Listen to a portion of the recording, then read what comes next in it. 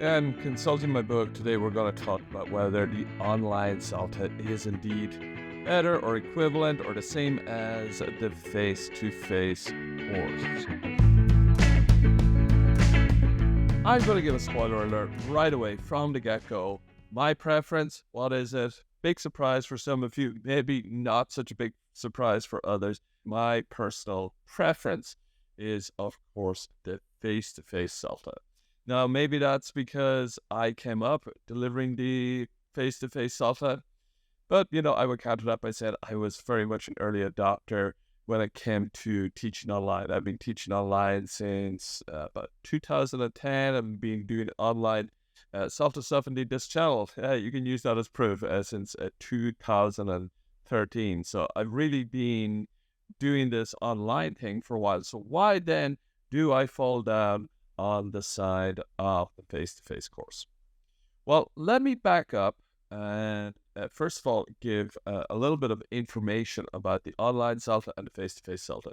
First thing to say is Cambridge does issue a certificate which is equal whether you take the online or the face-to-face certificate. It won't say anywhere this person did the online or the face-to-face course. So when it comes to applying for jobs afterwards, you're going to find that your CELTA, whether it was an online or a face-to-face course, it's going to have equal validity for you on that front.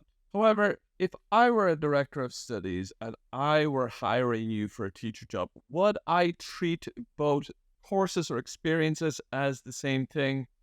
Honestly, no, I wouldn't. Now, you might just say, well, Fergus, you said that the certificate doesn't say whether you were online or face-to-face. Yeah, absolutely, that's true. However, it probably will come up as a question in an interview. Now, you can choose not to answer that question, and that's well within your rights. But again, if I were the person hiring, I would want to know that information.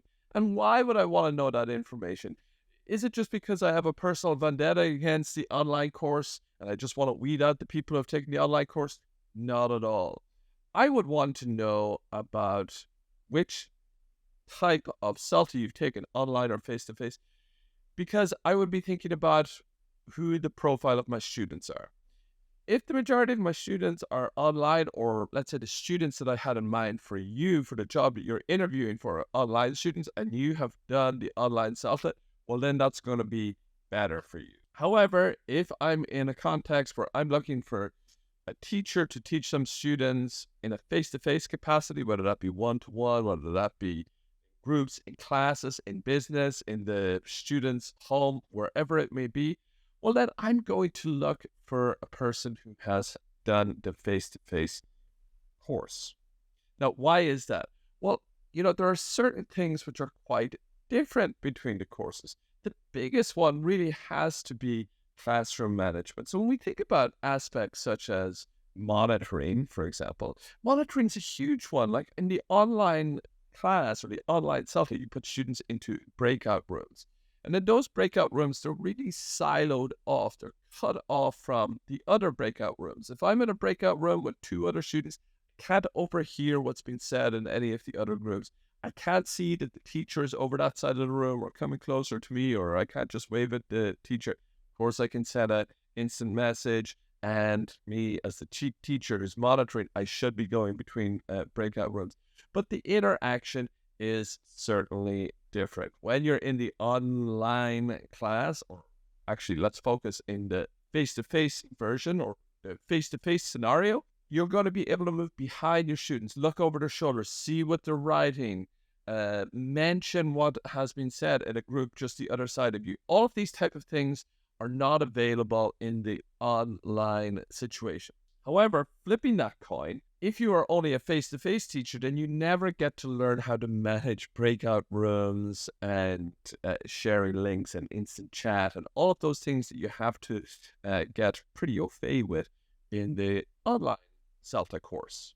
Another really big thing that jumps out at me is the drilling of pronunciation. Drilling of pronunciation is really a different experience in the online versus the face-to-face course.